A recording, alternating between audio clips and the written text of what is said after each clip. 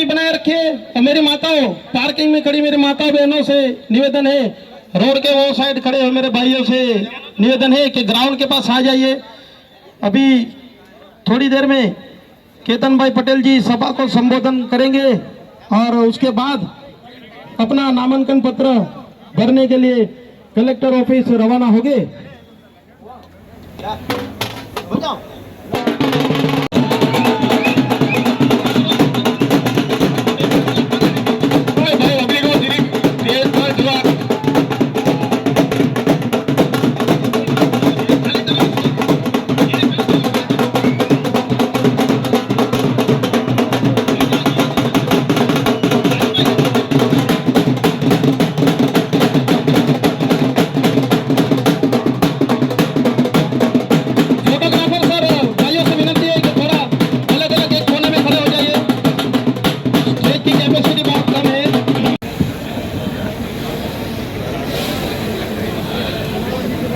અહીં ઉપસ્થિત મારી માતાઓ, બહેનો, યુવાન સાથીઓ, કોંગ્રેસની અમારી કોર ટીમ, મંચ પર ઉપસ્થિત મારા બધા સાથી મિત્રો, ભાઈ શ્રી તનુજભાઈ તેમજ તમામ ગામથી આવેલા મારા યુવા સાથીઓ, તમામ ગામોથી આવેલા મારા એક્સ સરપંચો, એક્સ જિલ્લા પંચાયતના સભ્યો, એક્સ મ્યુનિસિપાલિટી કાઉન્સિલર્સ, हाल काउंसिलर्स, फिर जो कांग्रेस पार्टी ने जंगी बहुमती थी दमन थी विजय बनावा कोई रोकी सके नहीं, दीव थी कोई रोकी सके एम नहीं। अने मारा अहींया दीव थी मित्रों भी आवेला छे, एमનું भी स्वागत छे। વધુ કઈ આજે મારે કેવું નથી, પણ મિત્રો અહીંયા બોર્ડ લાગેલો છે, મેં હમણાં જ જોયો, मैं नहीं हम, એટલે સમજી લેજો, હું નથી, આપણે બધા અહીં ઉપસ્થિત તમામ એક એક જણ લડી રહ્યા છે। આજે મારે એટલું જ કહેવું છે કે હું એકલો ઇલેક્શન નથી લડી રહ્યો છે, આ તમામ યુવા સાથી, તમામ મારી માતાઓ બહેનો યુવાન બધા ઇલેક્શન લડી રહ્યા છે। આજે જે તાનાશાહી છે એ તાનાશાહીના વિરોધ આપણે ઇલેક્શન લડી રહ્યા છે। એ તાનાશાહીને नेस्त नाबूद करवानी छे अने नेस्त नाबूद क्यारे थशे ज्यारे तमारो कीमती अने पवित्र मत कांग्रेस पार्टी ने ईवीएम ना बटन दबावी तमे साबित करशो त्यारे फिर कांग्रेस ताकत नेस्त थशे। मित्रों વધુ કેવું નથી, પણ તમને બધાને ખબર છે આ ઘણા તડકો મારે આવવા બી થોડું લેટ થઈ ગયું। મારું એટલું જ કેવું છે કે દમણમાં શું ચાલી રહ્યું છે તમને બધાને ખબર છે, કહેવાની જરૂર નથી। અને એ આપણે સાબિત કરવાનું છે, આપણે કહેવાનું નથી, આપણે સાબિત કરવાનું છે। આજે એ ભયનો માહોલ પેદા કર્યો છે, ખરેખર શરમ આવે। મારા પિતાશ્રી દયાભાઈ પટેલની મને ઘણી બધી વાતો યાદ આવે છે। આજે એ વાત હું દોહરાવવા માંગતો નથી, પરંતુ એટલું જ કહીશ કે એમણે કહ્યું હતું મને કે જ્યારે જ્યારે જ્યારે જ્યારે આપણા યુવા હોય, આપણી માતા હોય કે આપણા દમણ દીવ વાસીઓ પર કોઈ બી આફત આવે તો પહેલો આગળ જાજે અને પહેલો ચંડો પકડજે અને એ જોજે કે એ લોકોને કોઈ પ્રોબ્લેમ ન થાય। Thank you. આજે મારે એટલું જ કહેવું છે કે આપણા યુવાન અહીંયા બધા ઉભેલા છે, યુવાઓની શું હાલત છે। દમણ અને દીવમાં આજે લોકો બેરોજગાર છે, આજે કોઈને સરકારી નોકરી નથી મળતી, આજે બહારના લોકોને સરકારી નોકરી મળી રહી છે। શા માટે? कांग्रेस पार्टी નું દેન હતું। कांग्रेस पार्टीए सीएनडी ग्रुप, एलडीसी, यूडीसी होय, पुलिस वाળા होय કે પટાવાળા होय, ફક્ત ને ફક્ત દમણ અને દીવથી જ લેવામાં આવે એવું નક્કી કરેલું। પરંતુ આજે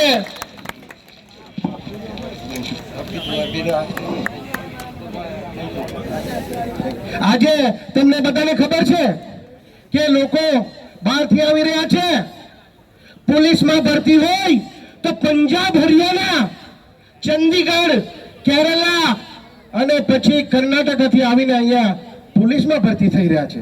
આપણા છોકરાઓ ક્યાં જવાના? દમણ બાજુના લોકો ક્યાં જવાના?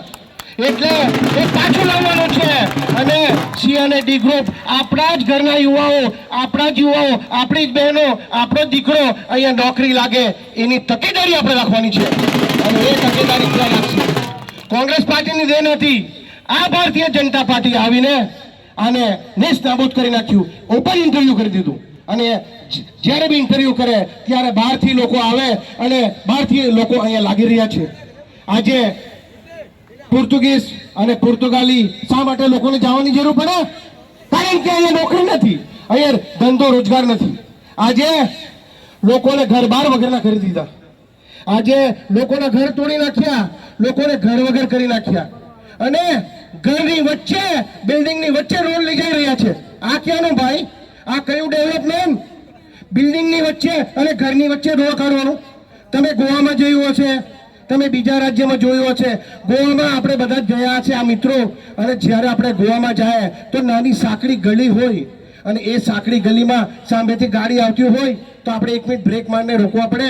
એક ગાડી પસાર થાય પછી આપણી ગાડી બહાર કાઢવું પડે. અહીંયા 6 લેનની શું જરૂર ભાઈ? આ દમણ દીવ તો 72 સ્ક્વેર કિલોમીટર, અને 72 સ્ક્વેર કિલોમીટરમાં આટલા મોટા રોડની શું જરૂર? અને એ બી કોઈના ઘેર બહાર તોડીને આ રસ્તા બનાવવાની શું જરૂર છે? મારે એટલું જ કહેવું છે મિત્રો કે આવો ડેવલપમેન્ટ અમને નથી જોઈતો. અમને એવો ડેવલપમેન્ટ જોઈએ કે અહીંયા લોકોને રોજગાર મળે. આજે તમે જોયું હશે મરવડમાં શું થઈ રહ્યું છે, આજે જંપોરમાં શું થઈ રહ્યું છે. મરવડમાં લોકો ઘરમાં, આજે કોંગ્રેસ પાર્ટીની દેન હતી.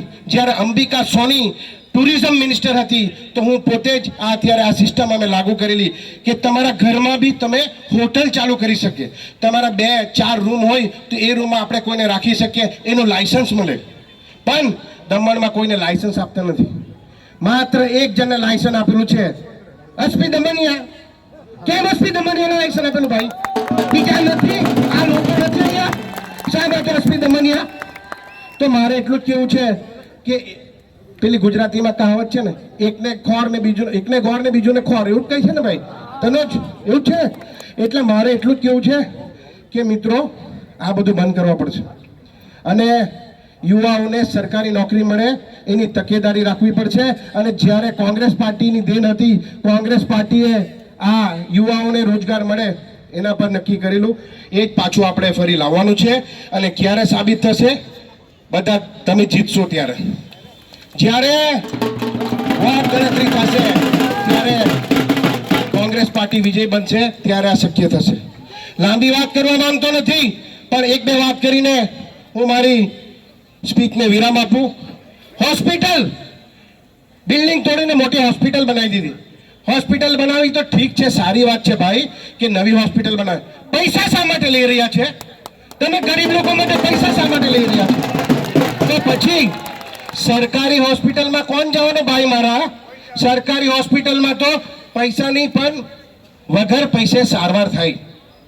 શું 70 વર્ષમાં કોંગ્રેસે શું કરશું? આ બધું કોંગ્રેસે કરેલું. આજે તમે પૈસા લઈ રહ્યા છે, પ્રાઇવેટ પાર્ટીને આપી રહ્યા છે હોસ્પિટલ ચલાવવા, પ્રાઇવેટ પાર્ટીને સ્કૂલ આપી રહ્યા છે ચલાવવા. આ ક્યાંનું ભાઈ? આને કઈ ડેવલપમેન્ટ કહેવાય? તો મારે તો એટલું જ કહેવું કે મારા વડીલ કહેવાય લાલુભાઈ, અને લાલુભાઈને પૂછ્યું કે લાલુભાઈ આ બધું શું થાય? તો મારું તો કોઈ સાંભળતા જ નહીં. બોલે અરે ભાઈ હું કામ ઉભી રહ્યો, તારું સાંભળતો હું કેમ ઉભી રહ્યો? એનો કોઈ સાંભળતું નહીં હોય તો કેમ ઉભે રહે? આ કચ્છીગામથી બી કેન્ડિડેટ હતા ને, એને આપી દો જોઈતી ટિકિટ.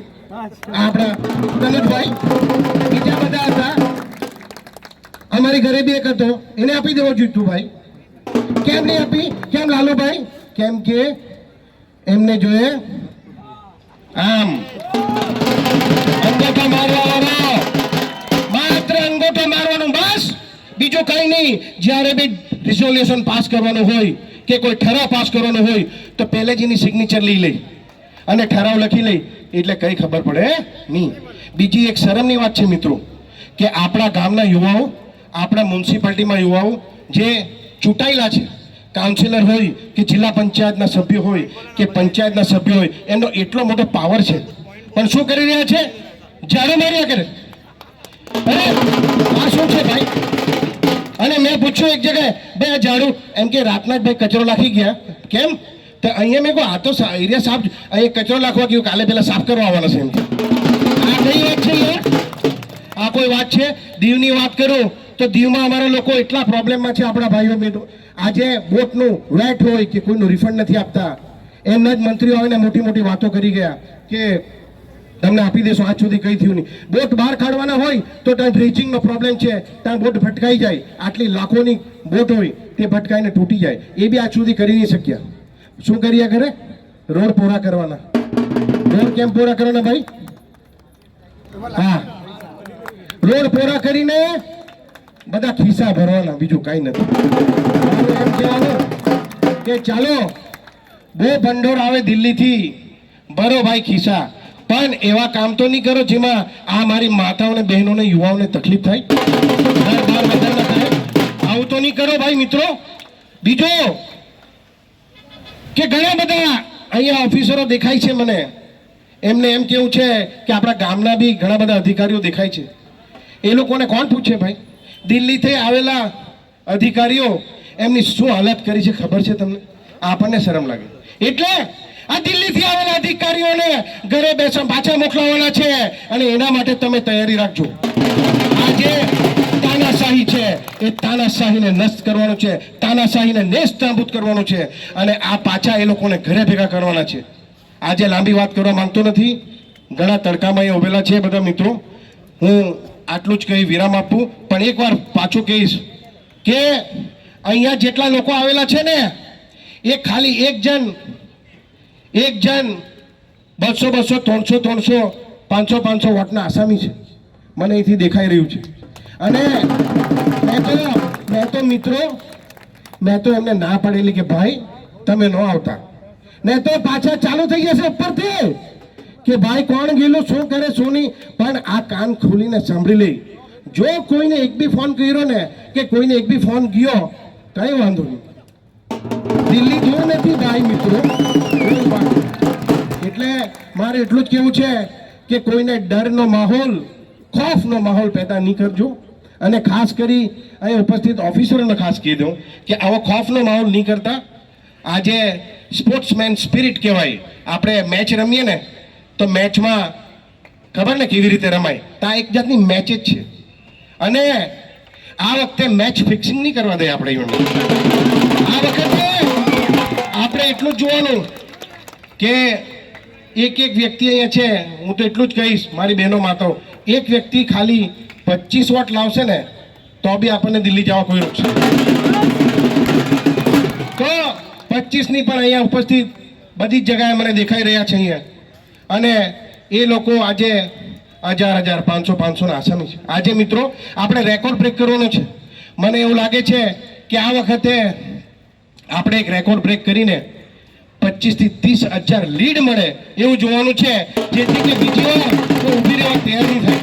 અને હું તમને ખાતરી આપું, બાંહેધરી આપું, તમારો એક દિવસ આપજો, માત્ર એક દિવસ મહેનત કરી લેજો, બાકી મારા પર છોડી દેજો.